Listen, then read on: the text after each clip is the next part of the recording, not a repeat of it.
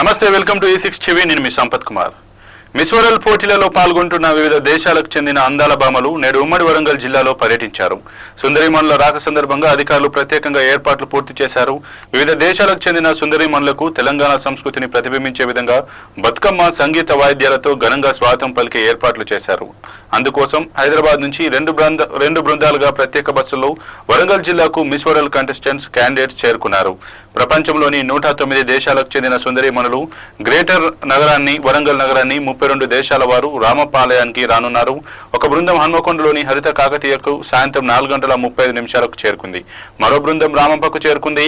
ఒక బృందం 1000 స్తంభాల ఆలయం వరంగల్ కోట సందర్శన ఉండనుంది. రెండో టీం రామప్పలో సందడి చేయనుంది. సాయంత్రం 4 గంటలకు రామప్పకు చేరుకున్నారు. 4:40 రామప్ప సరస్సు అందాల వద్ద ఫోటో సెషన్ లో పాల్గొన్నారు.